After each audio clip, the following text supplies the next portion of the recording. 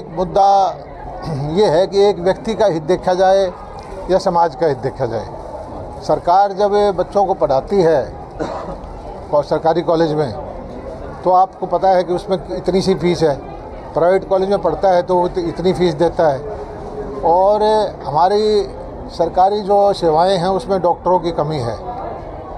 तो हमने ये फैसला किया कि जो सरकारी सेवा में आएगा उससे कुछ हम ले नहीं रहे, सरकारी सेवा में नहीं आएगा उसके माँ बाप से भी कुछ नहीं ले रहे।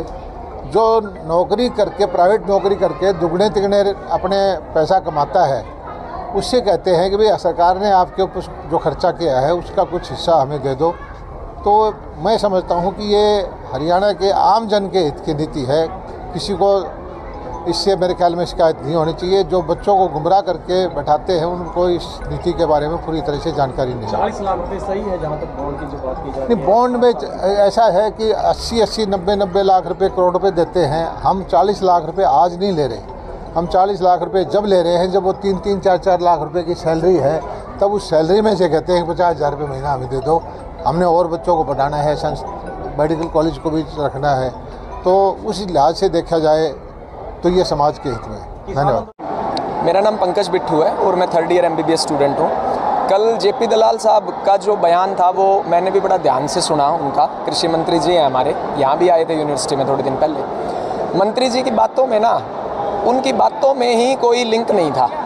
उन्होंने 2-3 मोटी मोटी बातें बताई थी। एक तो वो कहते कि भाई प्राइवेट कॉलेज के अंदर हम इतना पैसा देते हैं, सरकारी के अंदर हम इतना पैसा देते हैं। एक तो इस सरकार के मुख्यमंत्री के समेत जितने भी मंत्री हैं उनके दिमाग में एक बात नहीं बैठती कि सरकारी और प्राइवेट मेडिकल कॉलेज बराबर नहीं होते।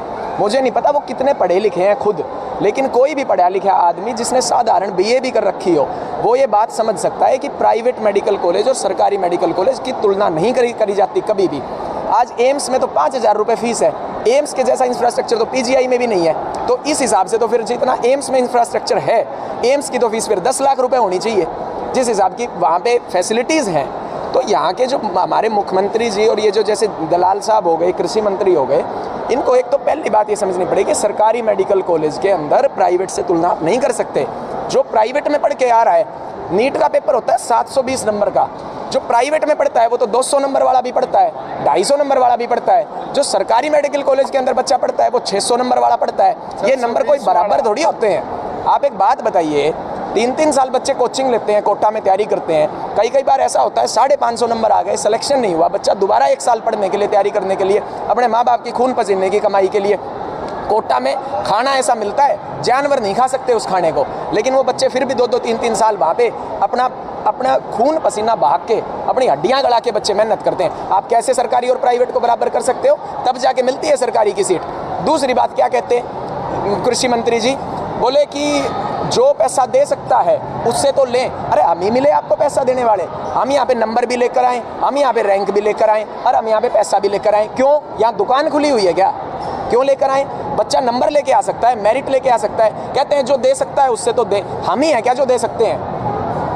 और ये जो JP दलाल जैसे मंत्री जी बयान देते हैं और डिफेंड करते हैं, फिर कृषि मंत्री जी क्या कहते हैं? बोले इसमें गलत क्या है? अरे आप एक बात बताओ यार, आप प्राइवेट और सरकारी मेडिकल कॉलेज की तुलना करते हो, उसके बेसिस पे आप अपनी स्टेटमेंट, फिर आप कहते हो जो पैसा दे सकता है उससे तो हम ले लें। कितनी निराधार बातें हैं ये लोग। हम ही आपको मिलते हैं क्या पैसे देने वाले? हम अपनी फीस दे रहे हैं, बच्चे का काम होता है ट्यूशन फीस कॉलेज की पे करना, उसके अलावा कोई भी पैसा उससे मांगना सुप्रीम कोर्ट ने भी कह रखा है कैपिटेशन फीस होती है, जिसपे सुप्रीम कोर्ट की तरफ से बैन है।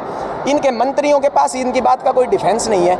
एक मंत्री का, एक मुख्यमंत्री का अगर वो कोई पॉलिसी लाता है, उसका ये फर्ज बनता है वो उसको जिम्मेदारान तरीके से उसकी रिस्पॉन्सिबिलिटी लेते हुए उसको क्लोज बाय क्लोज एक्सप्लेन करें।